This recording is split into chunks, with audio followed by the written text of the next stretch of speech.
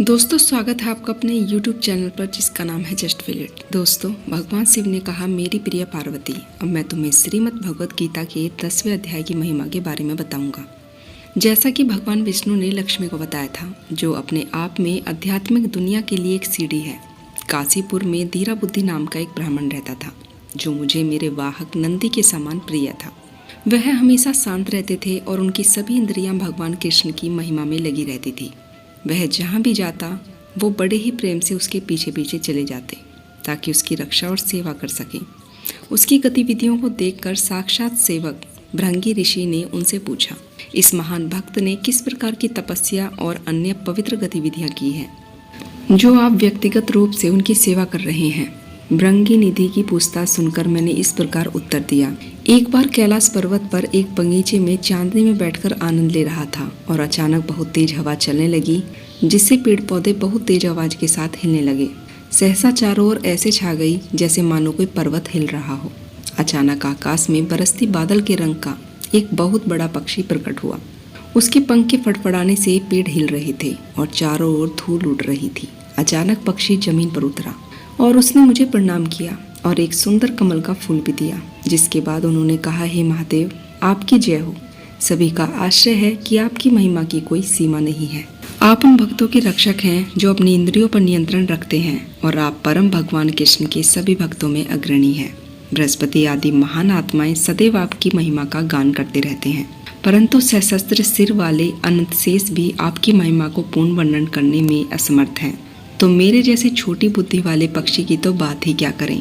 पक्षी की प्रार्थना सुनकर मैंने पूछा, तुम कौन हो और कहाँ से आ रहे हो? आप हंस जैसे दिखते हो और आपका शारीरिक रंग कौवे जैसा है। उस पक्षी ने कहा, कृपया यह समझे कि मैं भगवान ब्रह्मा का हंसवाहक हूँ और मेरे शरीर का रंग काला पड़ने का कारण मैं आपको बताऊंगा। सौराष्ट्र के ठीक निकट एक सुंदर झील थी, जहाँ से यह अद्भुत स्वर्गीय कमल निकला है। मैं कुछ समय से वहाँ आनंद ले रहा था। जैसे ही मैं वहाँ से उड़ रहा था तो मैं अचानक जमीन पर गिर गया और मेरे शरीर का रंग काला हो गया। उस समय मैं मन ही मन सोच रहा था कि मैं गिरा कैसे और मेरे शरीर का रंग जो कपूर की तरह श्वेत था वह काला कैसे पड़ गया। इस प्रकार सोच ही रहा था कि मुझे झील के कमलों से आवाज आई, हंस उठो, मैं तुम्हें बताता हूँ तुम क्यों गिर गए और तुम्हारे शरीर का रंग काला क्यों पड़ गया। उस समय मैं उठकर सरोवर के मध्य गया, जहाँ 5 असाधारण सुंदर कमल थे, जिसमें से एक अत्यंत सुंदर स्त्री निकली, जिसकी परिक्रमा करके मैंने अपने गिरने का कारण पूछा। उसने जवाब दिया, ओहो काले हंस, जब तुम उड़ रहे थे तो तुम मेरे ऊपर से उड़ रहे थे और इसी अपराध के कारण अब तुम्हारा शरीर काला हो गया है। जब मैंने तुम्हें गिरते हुए देखा तो मुझे बड़ी दया आई, इसलिए मैंने तुम्हें यहाँ बुला लिया। जब मैंने अपना मुंह खोला तो उसमें से निकलने वाली गंध एक बार में 7000 काली मधुमक्खियों को शुद्ध करने में सक्षम थी, जिन्होंने तुरंत स्वर्गीय क्षेत्र में प्रवेश कर लिया। मेरे प्रिय पक्षीराज, मैं तुम्हें बताता हूँ कि इसमें इतनी शक्ति क्यों है। इस जन्म से 3 जन्म पहले मेरा जन्म ब्राह्मण परिवार में हुआ था और मेरा नाम सरोजा वंदना था। मेरे पिता ने हमेशा मुझे पवित्रता के सिद्धांतों की शिक्षा दी थी और जब मेरी शादी हुई तो मैंने अपने पति की बड़ी ईमानदारी से सेवा की। एक दिन मुझे एक मैना मिली और उसकी देखभाल करने के कारण मेरे पति की सेवा प्रभावित हो गई, जिसके लिए वो क्रोधित हो गए और उन्होंने मुझे श्राप दे दिया, हे पापनी, तू अगले जन्म में मैना बनेगी। अगले जन्म में मुझे मैना का रूप मिला, लेकिन सतीत्व के सिद्धांतों का कठोरता से पालन करने के कारण मैं कुछ ऋषियों के संपर्क में आने में सफल रही। उन्होंने मुझे अपने आश्रम में रखा। ऋषि की एक कन्या मेरी देखभाल करती थी। वहाँ रहते हुए मैं प्रतिदिन सुबह और शाम को श्रीमद् भगवद गीता के 10वें अध्याय का पाठ सुनती, जिसके प्रभाव से मुझे अगले जन्म में स्वर्ग में पद्मावती नाम की अप्सरा का शरीर प्राप्त हुआ। एक दिन मैं फूलों वाले हवाई जहाज में यात्रा कर रहा था। तभी मैंने एक झील पर सुंदर कमल का फूल देखा। यहाँ आकर मुझे पानी में आनंद आने लगा। उसी समय दुर्वासा मुनि आए और उन्होंने मुझे पूर्ण नग्न देख लिया, जिनसे डरकर मैंने तुरंत पंचकमल का रूप धारण कर लिया। मेरी दोनों भुजाएं 2 कमल बन गई और मेरे दोनों पैर भी कमल बन गए और मेरा बाकी बचा हुआ शरीर 5वां कमल बन गया। दुर्वासा मुनि की आंखों से अग्नि निकलने लगी। हे पापी, तू 100 वर्षों तक इसी रूप में रहेगा। मुझे श्राप देकर वह तुरंत ही अदृश्य हो गई। लेकिन सौभाग्य से मैं श्रीमद् भगवद गीता के 10वें अध्याय के याद करने में सक्षम था और आज मैं उसी कारण पाप से मुक्त हो गया। तुम्हारे मेरे ऊपर से गुजरने के कारण तुम भूमि पर गिर पड़े और तुम्हारा शरीर काला पड़ गया।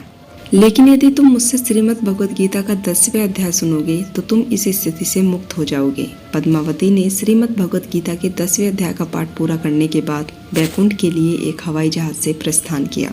उसके बाद में यहाँ आया और इस झील से यह सुंदर कमल आपको अर्पित किया। भगवान शिव ने कहा, इस काले हंस ने अपनी कहानी पूरी करने के बाद तुरंत अपना शरीर त्याग दिया और एक ब्राह्मण परिवार में धीरा बुद्धि के रूप में जन्म लिया, जो बचपन से ही हमेशा श्रीमद् भगवद गीता के 10वें अध्याय का जप करता है। और जो कोई भी इस जप को सुनेगा उसे शंख और चक्र धारण करने वाले भगवान विष्णु के दर्शन प्राप्त होंगे। जो कोई भी उस जप को सुनेगा, चाहे वो पतित हो, नशे के आदि हों या ब्राह्मण के हत्यारे हों, उन्हें शंख व चक्र धारण करने वाले भगवान विष्णु के दर्शन प्राप्त होंगे ही। इस कारण से मेरे प्रिय भृंगनिधि, मैं सदैव धीरा बुद्धि की सेवा करता हूँ। मेरी प्रिय पार्वती, चाहे कोई भी पुरुष हो या महिला, सन्यासी हो या गृहस्थी, वास्तव में किसी भी स्थिति में हो, यदि वह श्रीमद् भगवद गीता के 10वें अध्याय का जप करता है तो उसे भगवान विष्णु के दर्शन प्राप्त होंगे। इसमें तनिक भी संदेह नहीं है। दोस्तों, आपको श्रीमद् भगवद गीता के 10वें अध्याय की यह जानकारी कैसी लगी? अगर आपको यह जानकारी पसंद आई हो तो चैनल से जुड़े रहने के लिए चैनल को सब्सक्राइब करें और मोटिवेट करने के लिए वीडियो को लाइक करें। तो दोस्तों, मिलती हूँ कल श्रीमद् भगवद गीता के 11वें अध्याय के साथ। तब तक के लिए आप अपना ध्यान रखें, खुश रहें। जय सनातन, जय श्री राम।